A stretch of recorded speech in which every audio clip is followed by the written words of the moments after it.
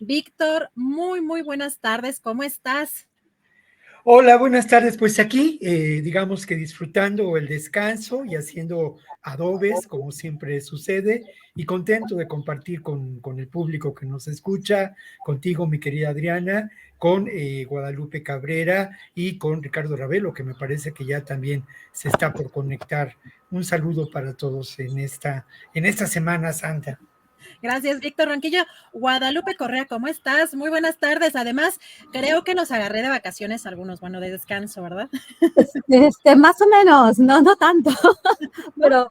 pero muy contenta de estar con ustedes, con Víctor, contigo Adriana, con Ricardo Ravelo, por supuesto. Siempre un placer estar con ustedes el jueves. Muchas gracias. Ricardo Ravelo, ¿cómo estás? Muy buenas Hola, tardes. hola Adriana, buenas tardes. Igualmente un saludo afectuoso para ustedes, para Guadalupe, Víctor, para ti, para Julio, donde esté. Y bueno, pues también agradecerle al auditorio que nos esté siguiendo.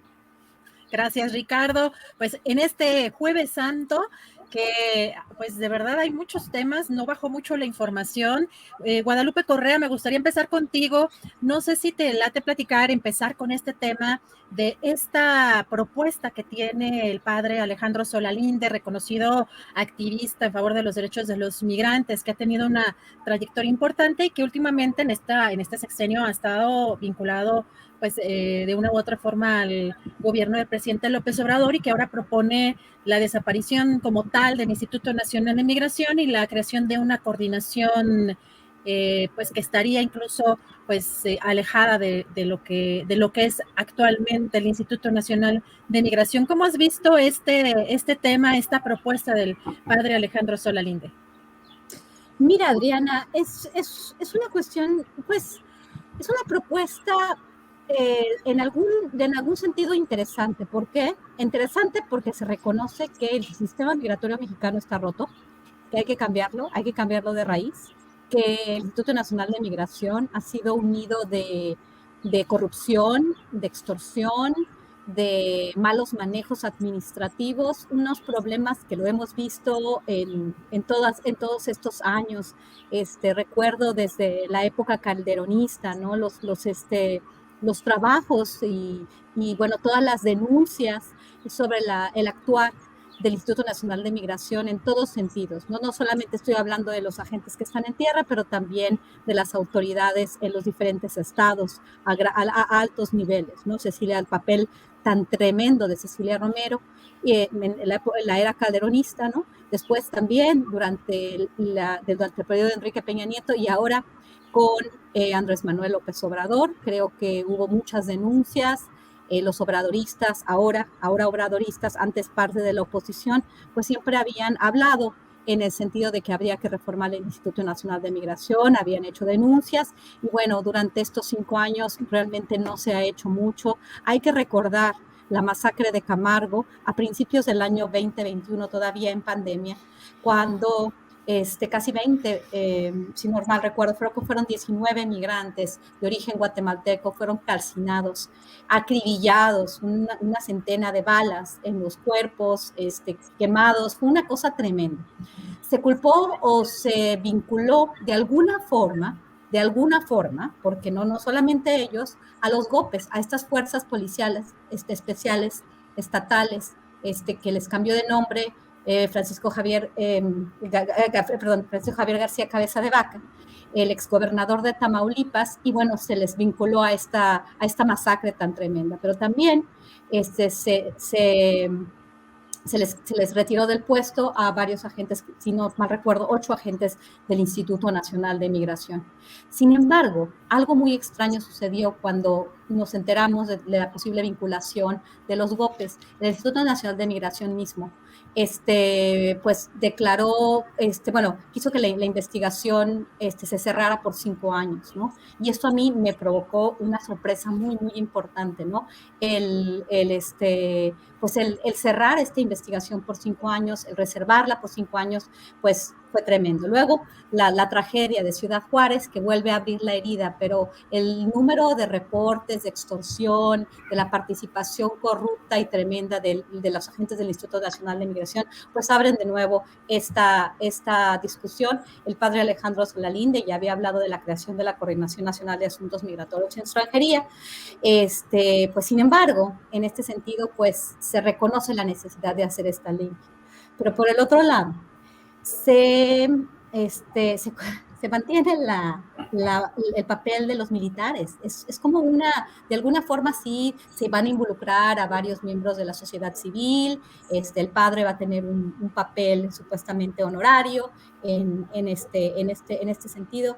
Pero lo que a mí me preocupa bastante es que continuamos con esta militarización de las rutas migratorias, que lo que ha hecho, y esto sí lo conozco de muy buena fuente porque estoy trabajando en un texto sobre esto, es en cómo se ha configurado las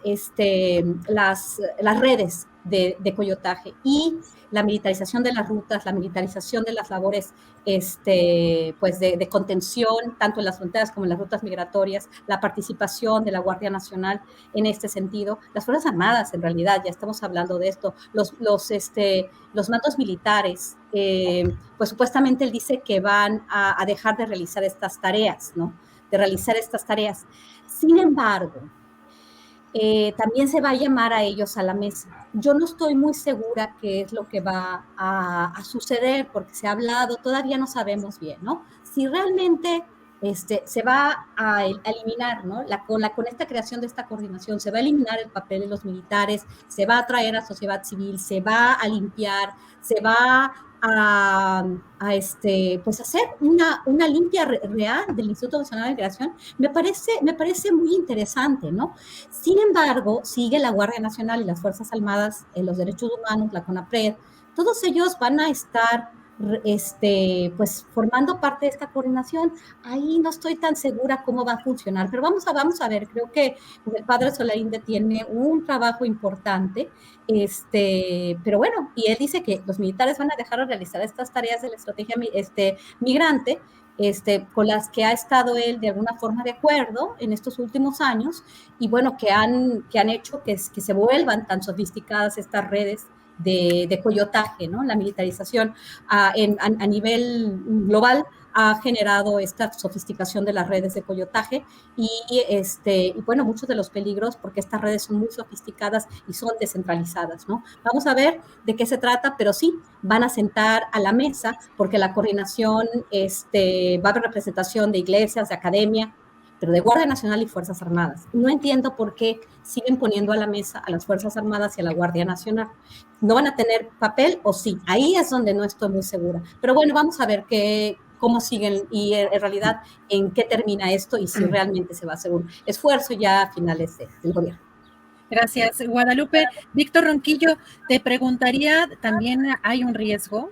Porque estamos viendo un proceso, pues, que quizá la victimización que le supone a Donald Trump estas acusaciones para repuntar o para volver a llegar a la presidencia, y que eso empujaría fuertemente en el tema de los migrantes en México, pero también si el papel de alguien como el padre Solalinde, digamos que le quitaría un poco el peso de la mercancía o del botín político y económico en el caso de los migrantes, que así están vistos prácticamente pues con esa finalidad. Sí cambiaría ese ojo, ese enfoque con esta participación del padre Solalinde. Bueno, a mí me parece que es un gesto de enorme relevancia el que después de lo acontecido en Ciudad Juárez se lleve a cabo una reunión entre Andrés Manuel López Obrador y Alejandro Solalinde. Me parece que es de enorme relevancia porque Solalinde representa digamos, las acciones de las casas de migrantes, representa la defensa de los derechos de los migrantes por parte de un sinnúmero de casas del migrante, de organizaciones no gubernamentales que a lo largo de los años han mantenido una defensa de los derechos y una atención y acompañamiento a las personas migrantes. Creo que este gobierno, como lo decía la semana anterior, está obligado a cambiar su política migratoria, sobre todo reclamar un espacio de auténtico humanismo ante lo que está ocurriendo por parte de las exigencias del gobierno de Estados Unidos y la violación al derecho internacional, al derecho de asilo. Creo, yo destacaría mucho, ya lo ha mencionado Guadalupe, pero yo quisiera ponderarlo, dos elementos muy importantes de lo declarado por Solalinde, ¿no? Solalinde, de una manera o de otra, dijo que se dejará de lado a los militares, que desaparecerá el Instituto Nacional de Migración. Enhorabuena, si así ocurre, ¿no? Creo que eso es importantísimo llevarlo adelante, sobre todo en cuanto a la atención al perfil y a la definición de esa atención a los migrantes en lo que podemos considerar el suelo raso, la realidad del día a día de estas personas que migran de un empobrecido sur en busca de una mejor vida al norte.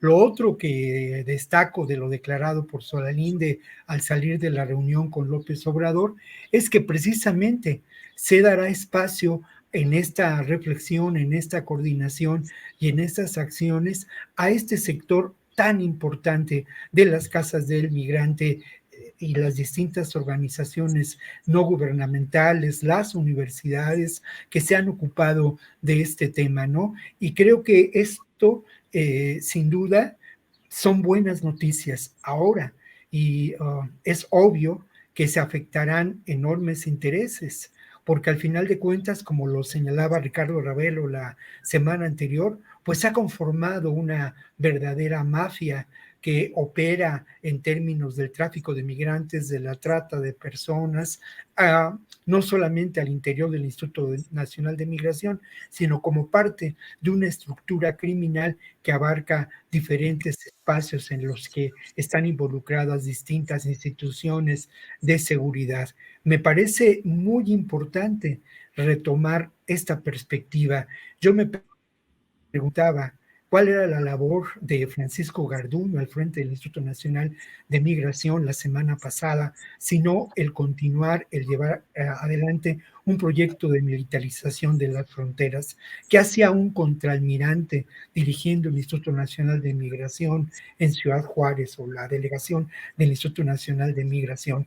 Esa es, desde mi punto de vista, una realidad que de alguna manera ahora es una exigencia de un gobierno que se asume como de izquierda y progresista ante las políticas que niegan el derecho a la migración por parte del gobierno de Estados Unidos y de otros gobiernos de lo que podíamos considerar el poderoso norte económico. Gracias, Víctor. Ricardo Ravelo, ¿cómo ves tú esta propuesta del padre Alejandro Solalinde? ¿Es suficiente lo que está proponiendo? ¿Es viable incluso, por ejemplo, en términos de pues cómo está el país con la presencia de las Fuerzas Armadas, que no tenga pues esta coordinación, no tenga la presencia de elementos de las Fuerzas Armadas? ¿O por dónde ves este tema, esta propuesta del padre? Mira, de entrada podría decir que suena interesante, pero todavía falta que el ejército lo acepte, lo asume, sobre todo por el poder que ha mostrado la milicia en este sexenio. Es decir, dejarlos fuera de ese negocio, pues yo creo que no va a ser tan fácil, porque están implicados. Es muy romántica la postura del padre Solalinde. En realidad, pues no cuestiono su función en esa tarea ahora de anunciar la desaparición del Instituto Nacional de Migración y dar pie a la creación de la Coordinación Nacional de Asuntos Migratorios y Extranjería. ¿Qué podría ganar el sector, el área de asuntos migratorios con el padre Solalinde? Yo creo que ganaría quizá un elemento que se ha extraviado en los últimos años, que es la parte humana. Este manejo del tema migratorio ha resultado ser un tema totalmente deshumanizado, y creo que esto fue lo que detonó entre otros factores, el asunto de la muerte de los 39 migrantes allá en Ciudad Juárez, con una empresa de diplomáticos que estaba operando ese negocio, no solamente en Ciudad Juárez, sino en varios estados, y que precisamente fue Marcelo Ebrard el que renovó 48 contratos a la misma empresa apenas en 2019, para que operaran el tema migratorio, con los resultados que ya conocemos. Sin embargo, bueno, digo que es romántica la postura del padre Solalinde, porque no se trata nada más de proponer, ¿no? Se trata de hacer un diagnóstico. Es decir, no puede haber propuestas sin diagnóstico. Y el diagnóstico no son los muertos de Ciudad Juárez, ni los muertos de Tamaulipas, ¿no?, que mencionaba Guadalupe. El diagnóstico se llama el papel del crimen organizado dentro del negocio de la migración, el papel que están jugando secretarios de gobierno a nivel de los estados y el papel que están jugando las estructuras de policía, seguridad pública, policía estatal, en todo el territorio, que están operando el negocio de la migración. Yo referí la semana pasada el caso Veracruz, donde el secretario de gobierno de Cuitlagua García, Eric Cisnero, está acusado de ser la cabeza, el CEO de una narcoempresa que opera el negocio de la migración y que cuando menos ganan se llevan 2-3 millones de pesos semanales por cobrar a los migrantes tan pronto cruzan por Chiapas, y les tienen que pagar cantidades cuantiosas para cruzar solo el estado de Veracruz. Y una vez que se ponen de acuerdo en los montos, pues la policía escolta las caravanas. Obviamente la policía ya conoce con anticipación cuántas caravanas vienen, cuántos migrantes son, cuántos niños, etcétera, porque les piden la mecánica con la que operan, es que les piden por adelantado fotografías con número de vehículos, etcétera, para poder llevar a cabo la negociación. Y obviamente la negociación la hace gente del Instituto Nacional de Migración y la Policía del Estado en vehículos sin hologramas. Son vehículos privados donde se desplazan, hacen las reuniones, se ponen de acuerdo, hacen los pagos y entonces la policía escolta. Todo esto lo opera la estructura de poder, no lo opera el crimen organizado nada más, es la estructura de poder en contubernio con el crimen organizado. Yo le preguntaría al padre Solalinde, ¿le van a meter la mano al crimen organizado que está operando esto? ¿Le van a meter la mano a policías, mandos de la Secretaría de Seguridad Pública, secretarios de gobierno que están detrás del negocio? Porque, es decir, no se trata de un tema de buenos y malos, se trata de la delincuencia organizada dentro del poder, dentro de la estructura de poder. Entonces, por eso digo, bueno, me parece bastante romántico lo del padre Solalinde, porque no es un tema nada más de borrón y cuenta nueva. Se trata de llevar a cabo una limpia, de sanear todo el asunto de la migración, no solamente desaparecer el Instituto Nacional de Migración y crear un nuevo organismo, se trata de llevar a cabo una limpia. Entonces, bueno, esto desde un punto de vista superficial, pues suena muy bien, pero creo que el tema es de más fondo, es más grave de lo que podemos considerar.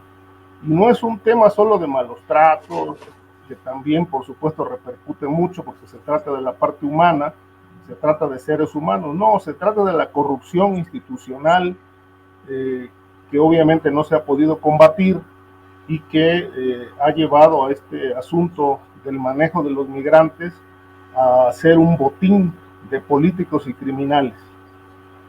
Gracias, Ricardo. Guadalupe Correa, a ver, Víctor Ronquillo quería, también Guadalupe, sí. A ver, perdón, primero Guadalupe, que también levantó la mano, vamos en ese orden, Guadalupe. Una pequeña aclaración, es un tema muy complicado y bueno, es fácil muchas veces decir, bueno, vamos a quitar a las Fuerzas Armadas, que creo que es muy importante por lo que estaba diciendo, pero también por el otro lado, es muy interesante entender que en las rutas migratorias mucha gente lucra con la necesidad y con el hecho de que los migrantes están dispuestos a pues desembolsar toda la cantidad de recursos que puedan, que tengan, porque van a llegar a un lugar que les va a dar trabajo, pero van a ser invisibles.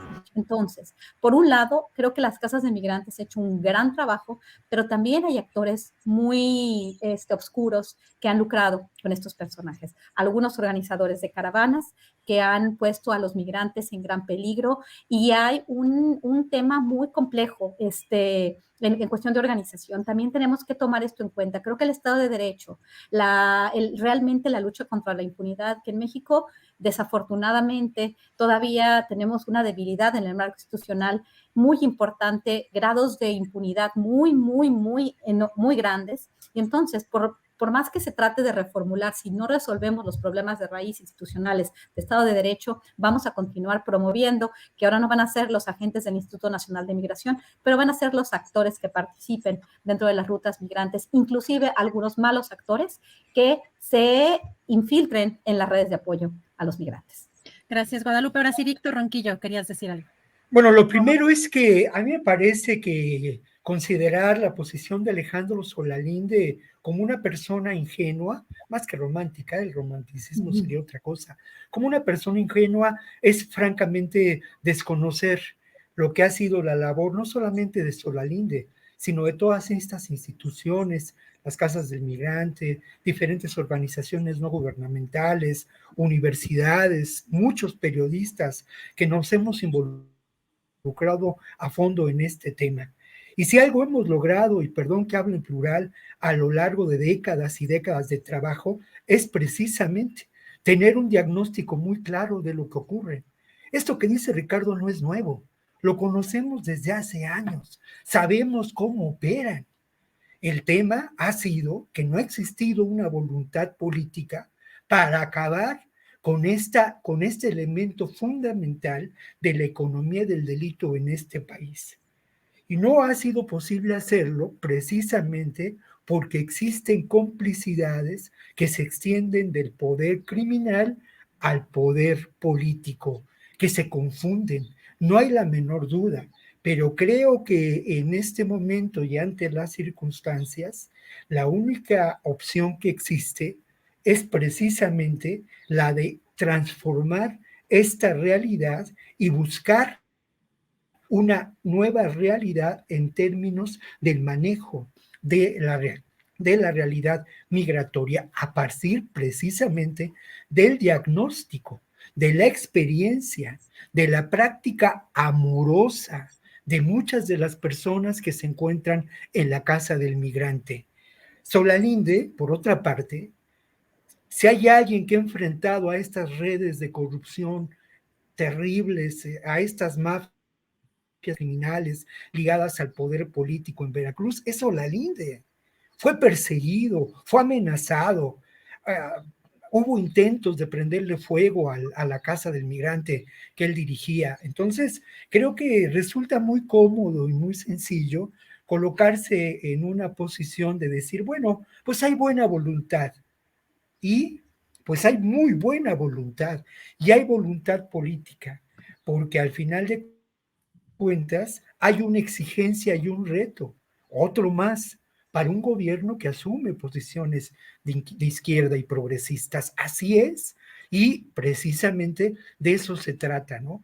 Y yo, pues obviamente, me siento parte de quienes a lo largo de décadas hemos luchado no solamente por denunciar los abusos, esos ya los conocemos, sino por realizar ese diagnóstico profundo que menciona Ricardo y que ese ya no es noticia. La noticia es que ahora existe la voluntad política para transformarlo. Gracias, Víctor. Ricardo Ravelo, ¿quieres responder? Sí, yo nada más diría lo siguiente, es decir, de esa transformación no ha hablado el padre Solalinde, es decir, de que van a actuar. Perdón, claro que sí, precisamente dejó de lado al ejército, esto no ha hablado. mencionó Ahora, que iba a dejar de lado al ejército. Eso no depende del padre Solalinde, depende de López Obrador. También que se iba a llevar adelante el trabajo y la experiencia de las casas del migrante. Hay que leer las declaraciones. Bien. Voy para allá, pero con un presidente que ha mostrado poca voluntad política frente al crimen organizado, pues la verdad es que yo pongo en tela de duda eso que estás diciendo no lo puedes sostener, Ricardo. Ahí están los hechos. Ahí está Sinaloa, ahí está el Mayo Zambada, impunes. ¿Por qué no van por ellos? ¿Cuáles hechos? Pues esos son frases. Porque hay acuerdos. Son frases, mi querido Ricardo. Hay acuerdos. Pruébalo. O sea, si ustedes pueden probar, tú y un grupo de periodistas que pueden realizar esto, lo tendrían que expresarlo. Y la otra es que, bueno, suena muy romántico, insisto, pero todo eso que tú mencionas, que hay voluntad política, que etcétera, etcétera, todo eso está por verse. Pues sí, precisamente está por verse porque se acaba de iniciar. Y lo otro, yo se lo he dicho a otros colegas, mi querido Ricardo, si ustedes tienen elementos de prueba de que existe un arreglo político entre el gobierno de López Obrador y el propio López Obrador con el Mayo Zambada, con el cártel de Sinaloa, ¿por qué no lo prueban? ¿Por qué no construimos una plataforma donde nos involucremos diferentes periodistas y presentemos estos hechos para que ustedes no corran riesgo? Si no tienen esas pruebas, simplemente es continuar con una mentira que favorece a esos intereses que mantienen precisamente en la oscuridad a estas fuerzas y que obtienen un enorme beneficio económico y que crean de una manera o de otra ingobernabilidad y falsas versiones en los medios de comunicación. Mi querido Víctor, yo nada más te diría que las evidencias no se prueban. ¿A cuáles? ¿Dónde están las evidencias?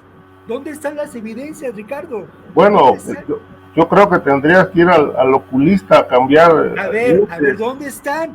Dime una evidencia que haya saludado a la mamá del La impunidad, ahí está la impunidad. ¿Cuál? A ver. La impunidad. ¿La impunidad en qué ámbito? La impunidad en qué ámbito. Es un discurso. De los grupos criminales. Es un discurso. No es discurso, son hechos. Hay que ver los datos. Obviamente hay una exigencia de transformar la realidad en términos de seguridad. Ya vamos a 5 años. Mira, vamos a 5 años, pero hay una disminución en los homicidios dolosos. No hay nada de eso. Claro que sí, ahí están los datos. Revisa los datos antes de emitir este tipo de aseveraciones. Remite los datos. Hay además una atención a municipios prioritarios que ha disminuido la delincuencia y que ha golpeado a esa economía del delito. El mejor ejemplo de lo que ocurre son precisamente algunos de esos municipios prioritarios en el norte del país, en el sur y en la Ciudad de México. Ahí está el cobro de piso en todos los municipios del país. En todos los municipios del país. En todos los municipios del país. Víctor, si lo dejamos hablar para que él responda, porque si te dejo hablar, Ricardo, a ver si respondes en lo que se conecta a Guadalupe, porque parece que se le fue el internet. Yo diría que, bueno, en los más de 2.200 municipios del país hay cobro de piso. Es decir, yo he recorrido por lo menos la mitad, y la otra mitad la he consultado con gente que vive en esos municipios. Hay desplazamiento humano, hay cobro de piso, los comerciantes se quejan, la delincuencia organizada está desatada. Y obviamente ya no hablemos de las masacres, secuestros, la venta de protección, la invasión de tierras, en fin. El cobro de piso es un elemento que da cuenta de que, bueno, el crimen organizado ha sido un problema manejado políticamente, pero que no se ha combatido. Y ahí están los hechos. Es decir, por eso digo, bueno, la impunidad para mí es una evidencia contundente y las evidencias no se prueban. El cobro de piso se está denunciando todos los días y no se hace absolutamente nada. Te pondría el ejemplo del municipio.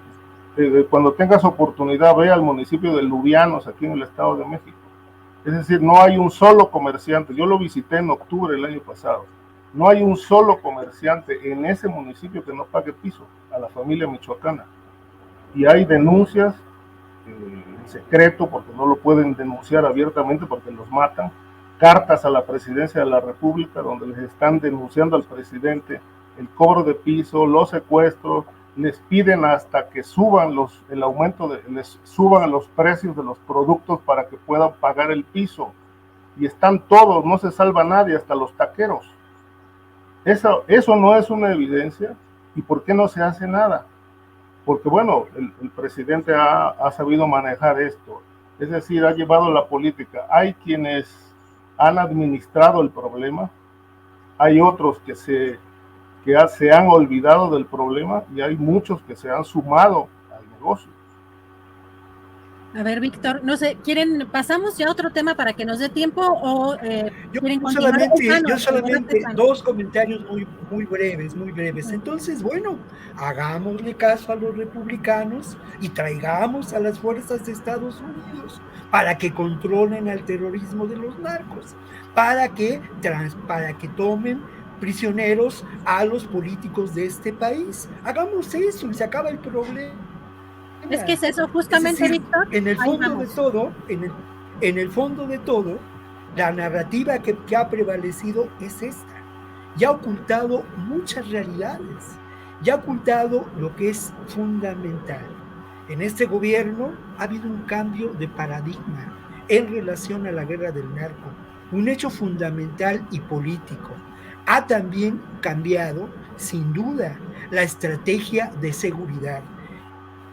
Y yo insisto, habría que revisar las estadísticas de homicidio doloso, de la propia extorsión, y habría que preguntarse verdaderamente y con toda seriedad si el crimen organizado mantiene el control territorial de este país, si hay muestras verdaderas de ingobernabilidad.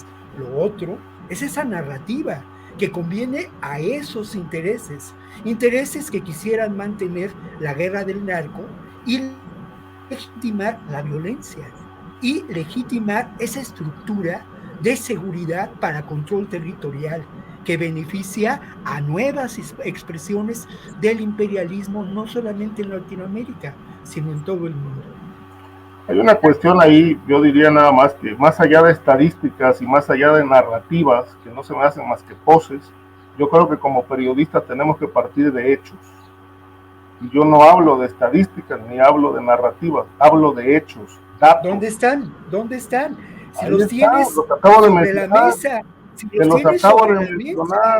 y exhibamos entonces el contubernio y la complicidad de este gobierno con el crimen organizado. Hay que ir al lugar de los hechos. ¿Dónde están? O sea, desde el escritorio no se puede hacer nada. Bueno, vamos a pasar a otro tema que está muy vinculado a esto que ya estaba exponiendo Héctor Ronquillo, y les recuerdo que esta es una mesa de análisis y pues está bien el debate, pero dejemos también escuchar a las partes, pues comentar también el tema del fentanilo, lo que está pasando justamente con esta narrativa o este discurso de Estados Unidos intervencionista de nombrar a los cárteles de la droga como organismos terroristas, empujados por conservadores, por senadores republicanos, y también al propio presidente, que ya involucra a un tercer actor que sería China, cuando le piden una carta hace unos días al presidente de China que le ayude para detener ese tráfico ilegal de fentanilo de China a México, y también expone la presión que tiene de Estados Unidos en este tema intervencionista, y que hoy tenemos ya una respuesta por parte de China, donde pues por un lado dice que pues China no tiene nada que ver con este tráfico ilegal de fentanilo, que México no le ha notificado ninguna incautación de esta sustancia procedente de China. También le señala a Estados Unidos que tiene que enfrentar sus propios problemas, pero también China apoya firmemente, dice tal cual la encargada de Relaciones Exteriores allá en China, que apoya firmemente a México en la defensa de la independencia y la autonomía y se opone a la injerencia extranjera. Así que le pide a Estados Unidos que detenga estas prácticas hegemónicas contra nuestro país. ¿Cómo ves, Ricardo Ravelo, cómo ves este tema que pues parece muy complicado también o que se está complicando?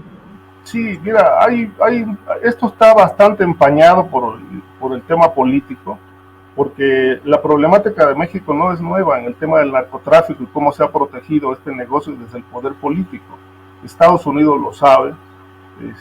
Lo que pasa es que ahora con miras a la campaña, pues han arreciado, a la campaña de próxima presidencial, han arreciado las críticas hacia México y van a seguir arreciando, sobre todo, mira, ahora que se dio lo de Iberdrola, donde aparentemente el país logra una cierta independencia energética o mantiene cierta soberanía energética, pues bueno, va a arreciar todo esto. Yo no lo veo de otra manera. Va a arreciar, es cierto, hay muchísimo tráfico de fentanilo por México, pero no todo pasa por México. También llega por Canadá, llega por otras vías. México es importante, por supuesto, y les preocupa, pero ¿por qué no dicen lo mismo de Canadá? Canadá también, por Canadá fluye mucho fentanilo hacia Estados Unidos, pero no mencionan nada de eso. Es decir, el problema está en México, ¿no? Y la otra es que a mí me pareció interesante lo que dijo el presidente con las preguntas. ¿Quién distribuye el fentanilo en Estados Unidos? Y Graham no respondió, o no ha respondido hasta ahora. Fueron a despotricar al Congreso. Blinken también se metió en este asunto, afirmando que en efecto los territorios están tomados. Yo creo que no están desprovistos de razón. O sea, sí hay territorios tomados, es cierto. Sí hay control del crimen organizado en municipios, como lo mencioné hace un momento. Es decir, esto lo conoce el presidente. Yo he platicado con gente cercana a él y el presidente está consciente de esto, pero no se ha atrevido a reconocerlo. El único que se atrevió a reconocerlo en noviembre del año pasado fue el secretario de Gobernación durante una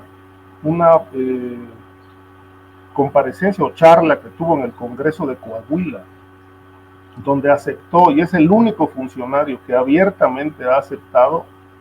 Después cambió el discurso, ¿no? Pero en ese momento aceptó que en efecto el Estado había fallado y que tenía una cuenta pendiente con la sociedad, y se trataba precisamente de este tema, del control territorial que ejercen grupos criminales en buena parte del territorio. No habló de todo el territorio, según él, pero buena parte del territorio, dijo, sí está bastante controlado por el crimen organizado. Ahora, el asunto del fentanilo, tampoco se conoce hasta hoy realmente, porque Estados Unidos no ha abierto esa información, pero bueno, desde México es posible saberlo, cómo se distribuye.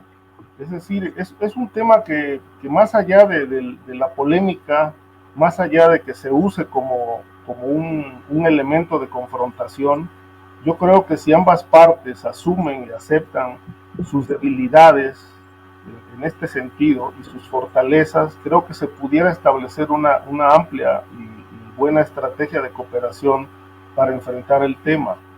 Pero por un lado, López Obrador no reconoce que haya territorios tomados, y los estadounidenses tampoco asumen su realidad tan cruenta, tan difícil desde el punto de vista humano, con el grave problema del consumo de drogas. Entonces, mientras esas posturas no se flexibilicen y no se reconozcan realidades, pues yo veo bastante difícil una cooperación.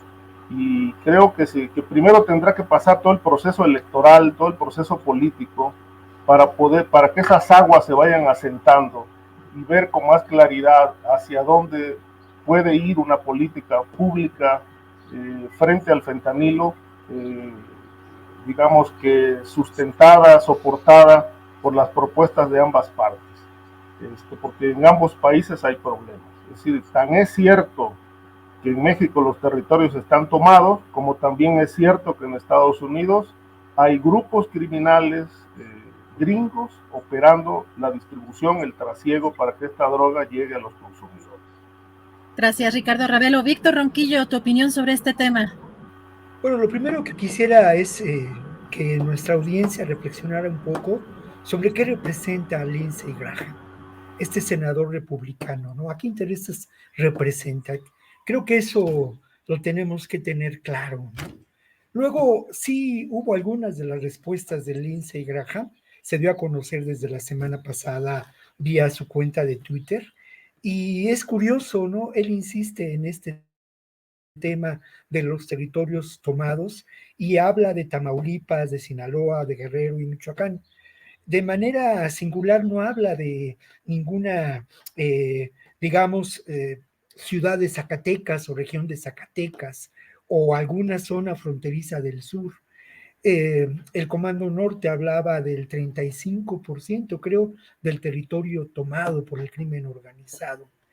Pedirle a López Obrador que reconozca que existe territorio tomado por el crimen organizado, me parece, pues eso, ¿no? Por lo menos una ligereza, y me parece que encontramos realidades y territorios que se encuentran en medio de un fuerte conflicto donde lamentablemente priva la violencia y priva, sí, el control establecido por estos grupos que establecen una economía del delito, pero con un vínculo sin duda con el poder político. La Iguala de la noche en que desaparecen 43 estudiantes es un muy buen ejemplo de esto que refiero.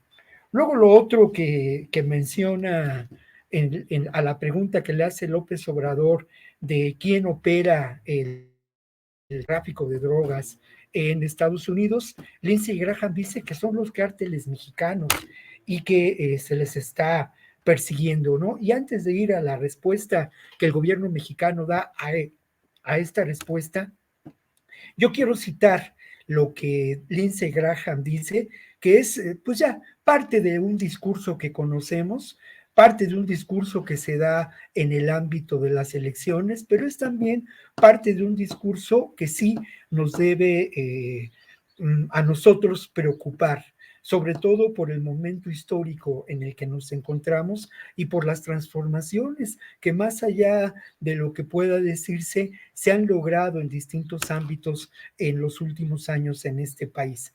Dice Lindsey Graham, si no cambia sus políticas, le dice a López Obrador, tomaremos el asunto en nuestras propias manos, ¿no?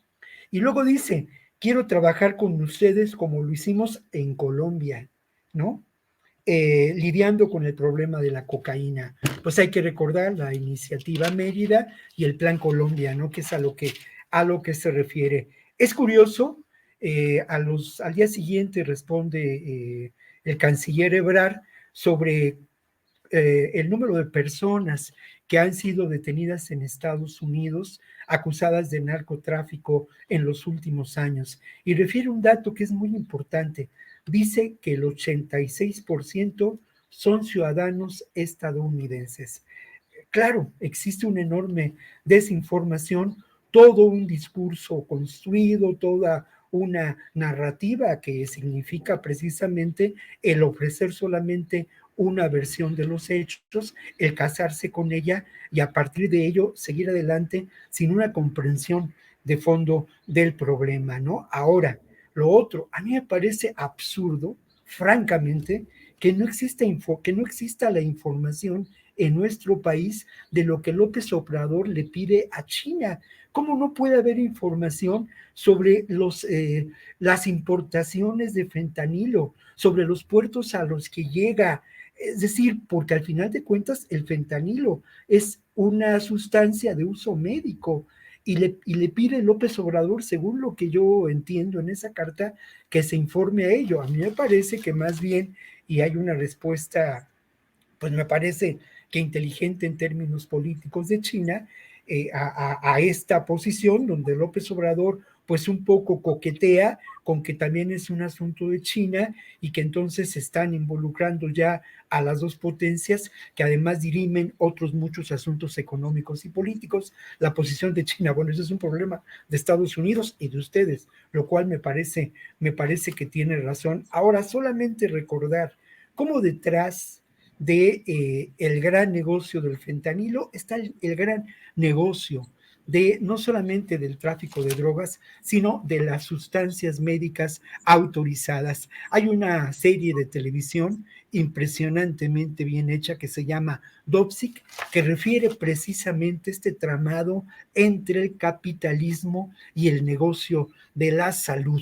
Es una serie que se encuentra todavía por ahí en las plataformas y que habla de cómo se popularizó el Oxycontin, que es el antecedente de esta terrible realidad. Solamente en el año de abril de 2020 a abril de 2021, víctimas de sobredosis de Oxycontin murieron en Estados Unidos 100,000 personas. Obviamente no solamente jóvenes, y no solamente es un problema que tenga que ver con la juventud, es este tramado terrible del capitalismo, la industria farmacéutica, y algo que es muy importante que quiero señalar: de una manera o de otra, las sustancias opiáceas, este oxicodín, el propio fentanilo, la heroína, pues pueden resumirse con un criterio quizá un poco conservador, pero pueden definirse como drogas de la felicidad.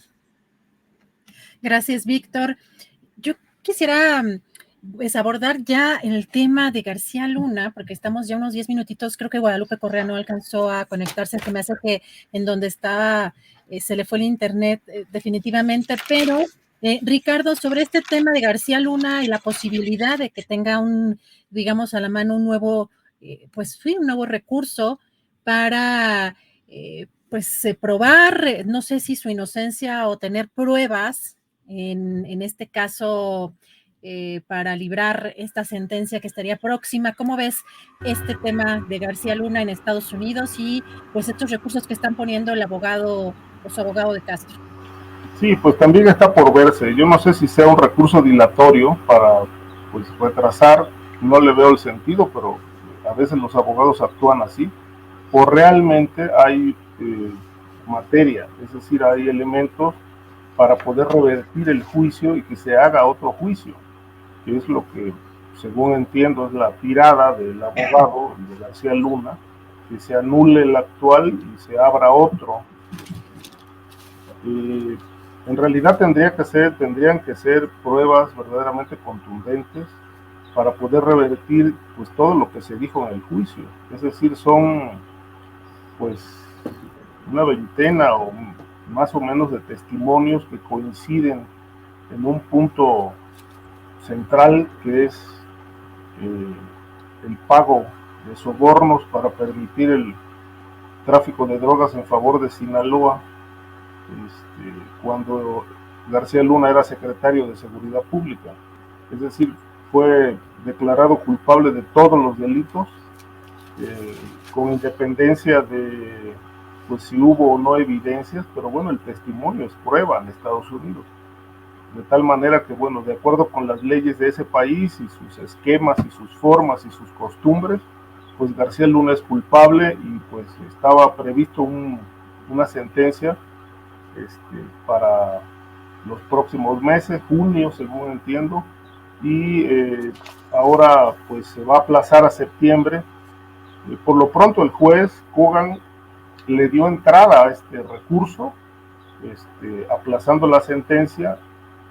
Va a valorar la aportación, hasta donde se sabe y por lo que ha explicado en la defensa de García Luna, pues muchos cómplices o amigos o socios de García Luna pues le hicieron llegar información. No sabemos realmente qué información, qué relevancia tiene esta información para poder plantear la posibilidad de que se abra un nuevo juicio, porque por lo menos venden la idea, la propuesta de que tienen algo como para echar abajo a lo que hasta hoy conocemos. Yo lo pongo en tela de dudas, pero yo considero que a García Luna no le queda otro camino más que acogerse a un programa de testigo colaborador y tratar de reducir la pena que le imponga, que pueden ser 20 años o puede ser una cadena perpetua. Pero bueno, está por verse de qué tamaño son las evidencias que va a presentar y si realmente con esto es suficiente como para anular el juicio actual y abrir otro. En realidad esto, en la historia legal de Estados Unidos, esto ha ocurrido muy poco. Creo que son 6 casos en muchos años. Y este juez que le tocó a García Luna, Brian Cogan, pues no es de los más humanos, ni es de los más flexibles.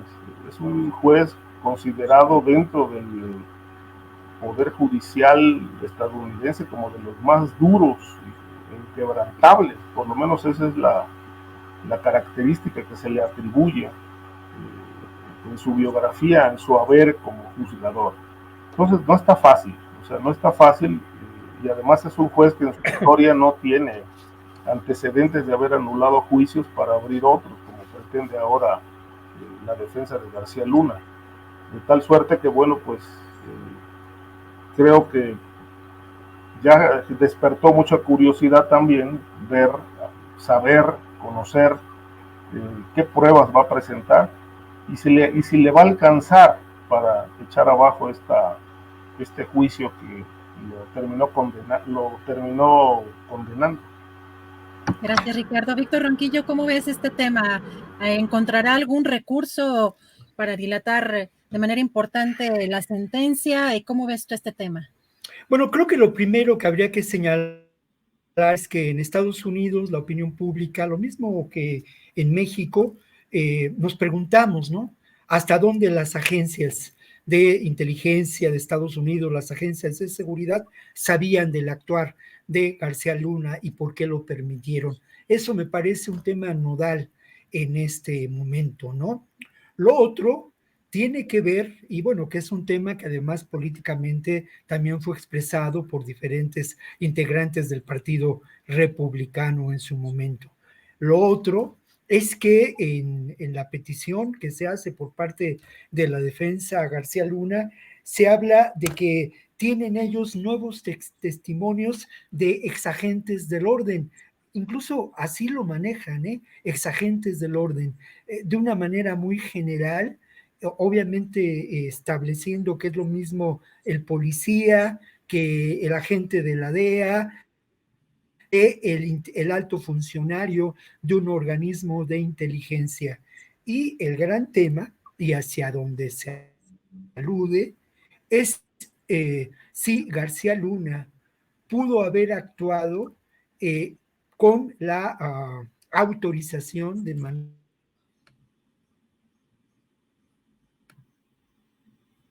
Y creo que ya se nos congeló Víctor. Híjole, bueno, a ver si se descongela. Bueno, bien, Ricardo, antes que avancemos, acabamos de encontrar algunas declaraciones importantes sobre el tema que estamos platicando anteriormente, sobre ese tema del fentanilo, que tal cual en la carta que manda López Obrador al presidente Xi Jinping, dice literalmente, acudimos a usted no para pedirle apoyo ante los groseros amagos, sino para solicitarle que por razones humanitarias nos ayude a controlar los envíos de fentanilo que puedan remitirse de China a nuestro país. Habla textualmente de fentanilo, no solamente de los precursores, pero hoy ya frente a las declaraciones de China, es importante porque ya hay un tercer país involucrado, por supuesto, en este tema, y además 2 potencias, como estábamos comentando, Ricardo. Dice, el secretario Blinken ve la amenaza que representa el fentanilo como una prioridad importante para él, y una parte específica de eso, por supuesto, son los precursores de fentanilo que se originan en China y en otras partes del mundo. Esto lo dijo en una conferencia hace algunas horas Vedant Patel, que es el vocero del Departamento de Estado. Así que pues parece que sí también están causando ya reacciones. No sé si quieres comentar algo sobre este tema. Sí, yo retomar un punto que dijo Víctor que me pareció interesante. ¿Por qué la carta a China? Es decir, cuando la información sobre las importaciones de fentanilo se tiene en México. Es decir, solo basta solicitárselas a COFEPRIS para saber realmente qué cantidades, cuántas toneladas por año o por semestre se importan de fentanilo a México, y si realmente todo este fentanilo que se importa se usa para la medicina, Sabemos que es una sustancia que se utiliza contra el dolor, se utiliza en las anestesias, cito solamente dos, pero realmente no tenemos todavía datos oficiales respecto de la demanda de fentanilo para abastecer estas necesidades estrictamente médicas. Es decir, es posible, esto no lo descarto, es posible que buena parte de lo importado termine en manos de la delincuencia organizada. Es decir, digamos, por 1 kilo de fentanilo se pueden sacar hasta 3. Y obviamente hay muchísimas presentaciones, desde parches, pastillas, polvo, en fin. Entonces, y la forma de poder traficar con esta sustancia es bastante fácil, producirlo o, digamos, convertir la sustancia en apta para el consumo. Obviamente se lleva a cabo en lugares muy pequeños, donde se requiere poca infraestructura, de tal manera que pues están inundando el mercado de Estados Unidos de fentanilo, y el fentanilo causa una euforia. Yo no estoy de acuerdo con lo que dice Víctor de la sustancia de la felicidad, porque bueno, eso no es para nada felicidad, es verdaderamente un infierno. Quien consume fentanilo por primera vez queda enganchado en la adicción, y de acuerdo con información que yo he recabado al respecto, porque terminé un libro recientemente sobre el drama de las drogas sintéticas que se llama Atrapados, con información incluso de Europa. A mí me dijeron que la adicción a estas drogas, sobre todo al fentanilo, es irreversible. Es decir, no hay tratamiento ni médico ni psicológico que pueda revertir al 100% la adicción y poner a salvo a un adicto a esta sustancia. Entonces, por eso genera tantas muertes, pero el crimen organizado ya no está reparando en ese tema. No le importa que los consumidores mueran, porque con la misma velocidad con la que mueren por sobredosis, también enganchan a nuevos clientes, porque con la primera consumo, pues prácticamente ya se abre una puerta al mundo de las drogas. De tal suerte que sí, realmente creo que, como en su momento se dijo de la cocaína en la etapa de Sigmund Freud, de que se había desatado el tercer demonio de la humanidad, pues yo creo que hoy tenemos realmente en el fentanilo pues como el cuarto o quinto demonio de la humanidad. Gracias, Ricardo. Bueno, se fue la luz en casa de Víctor Ronquillo, y por lo cual, por supuesto, también afecta el internet. Nada más dice, iba a concluir que buscan establecer que pudo haber actuado como infiltrado en el cártel de Sinaloa. Está hablando del caso de García Luna. Y bueno, no sé si quieras, porque han ido desapareciendo los integrantes de la mesa en este Jueves Santo por problemas técnicos, pero si quieres un postrecito, un anuncio, un comentario final para cerrar esta mesa, Ricardo. Sí, mira, esto de García Luna, creo que pues va a dar mucho de qué hablar todavía, porque pues se pueden esperar muchas sorpresas. Es decir, conocer primero de qué tamaño son estas nuevas revelaciones o testimonios o pruebas que va a presentar, y sobre todo ver si el juez va a asumir o los va a tomar en cuenta, si son de peso como para anular el juicio y abrir otro, o bien García Luna terminará optando por el camino de la mayoría de los criminales, es decir, optar por una colaboración, asumirse como un testigo colaborador, pero para dar información o para bien incriminar a otros personajes. Obviamente llama la gran pregunta es, ¿va a incriminar a Calderón? Según leí, el abogado planteó recientemente en una entrevista que las declaraciones, sobre todo la posición que asumió Calderón con aquella carta después de conocer el veredicto de que resultó culpable de todos los delitos, pues no cayó muy bien en el seno de la familia García Luna, ni en Genaro García Luna. Ese deslinde del presidente, palabras más, palabras menos, el abogado dijo, lo terminaron dejando solo. y en efecto lo dejaron solo, de tal manera que, bueno, pues yo consideré en aquel momento que García Luna tenía dos caminos: o tragarse solo la posible cadena perpetua, o realmente abrir la boca e incriminar a quienes también participaron en ese jugoso negocio de brindar protección al cártel de Sinaloa.